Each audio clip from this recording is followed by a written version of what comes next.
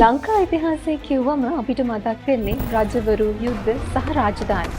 හැබැයි ක්‍රිස්තු වර්ෂ 10 වන සියවසේ සිට 13 වන සියවස්වල පොළොන්නරු යුගයේ මේ රටේ ආර්ථිකයට සහ රජවරුන්ට බලපාපු විශාල වෙළඳ ජාලයක් තිබුණා කියලා ඔබ දන්නවද? ඒ කාලේ ලංකාවේ ක්‍රියාත්මක වුණේ නානාදේශී සහ අයියවලේ 500 නම් වෙළඳ සංගම්. ක්‍රිස්තු වර්ෂ 9 වන සියවසේ ඉඳලා 13 වන සියවස් අතර දකුණු ඉන්දියාව, ලංකාව, අරාබි වෙළඳ ජාල සහ දකුණු නැගෙනහිර ආසියාව එකතු කළ ජාත්‍යන්තර වෙළඳ ජාලයන් තමයි මේවා. මුහුදු මංකොල්ලකාරයන්ගෙන් සහ දුෂ්කර වෙළඳ මාර්ගවලදී බඩුව ආරක්ෂා කරගන්න ඔවුන්ටම වෙන්වුණු සන්නද්ධ ආරක්ෂක කණ්ඩායම් තිබුණා. ක්‍රිස්තු වර්ෂ 11 වන සහ 12 වන සියවස්වල මේ වෙළඳ සංගම් ඇතැම් අවස්ථාවල රජුන්ට සහ වෙහෙර විහාරවලට මුදල් ණය දුන්නා කියලා සෙල්ලිපිවල සඳහන් වෙනවා.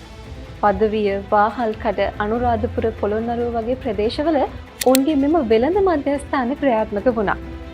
රජුට බදු ගෙවමින් තමන්ගේ අභ්‍යන්තර නීති සහ වෙළඳ නියාමන ක්‍රම යටතේ මේ වෙළඳ සංගම් පවත්වාගෙන ගියා.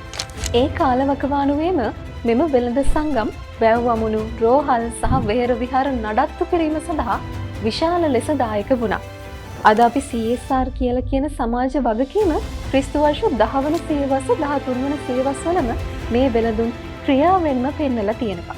ඉතින් මධ්‍යකාලීන ලංකාවේ ආර්ථික බලය රජුන්ගෙන් විතරක් නෙවෙයි මේ සැඟවුණු වෙළඳ ජාලයන් හරහාද ඇතිවුණ එකක්.